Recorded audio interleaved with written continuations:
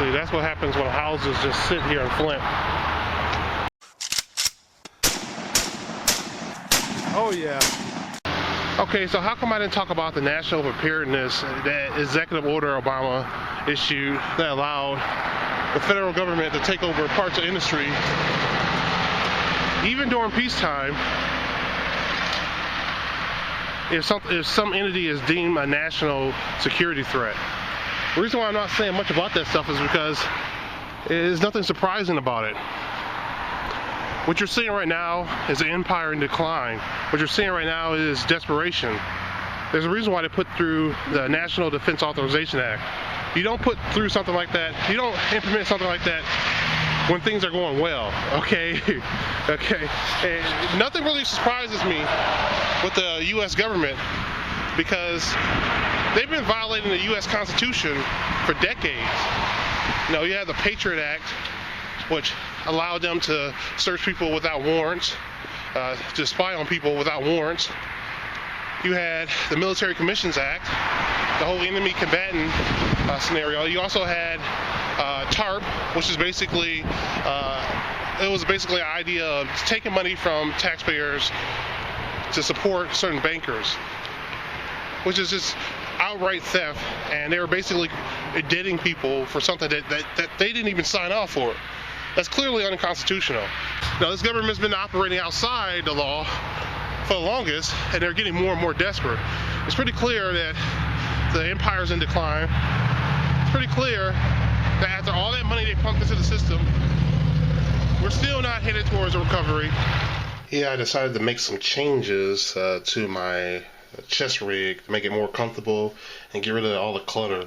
Yeah, I basically use my knife to sort of cut into some of the fabric. I'm going to use this lighter to sort of make it a little bit more solid so I don't have a lot of loose ends and stuff. A lot simpler. I didn't really need the top area. It's just less clutter, less things to worry about.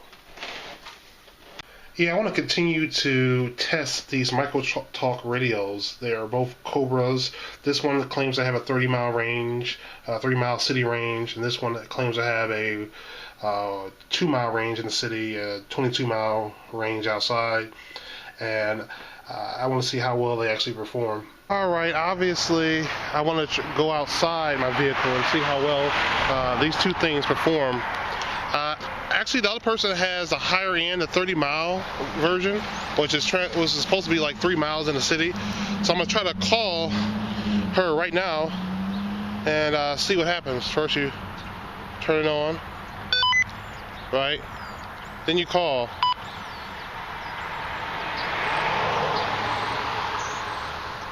How you doing? I'm doing pretty well. Can you hear me?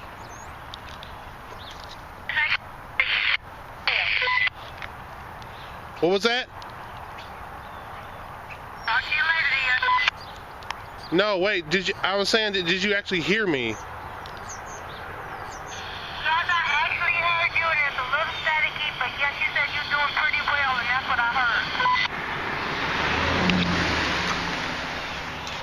Now, let me try this one. This is a little bit lower end one. Okay.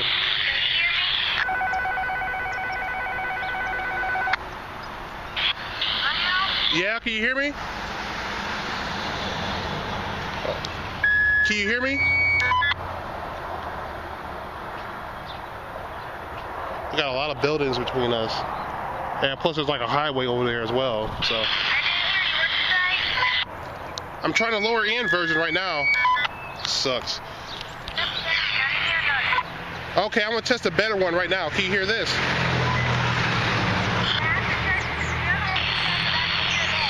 Okay, you couldn't hear the other one. Okay, well, we're done. Thank you very much, okay? Alright, we're done, okay. You're welcome. Alright, I'm out. So, there you go. I know the limitations of each one of these, so I'm going to try to stick with this one.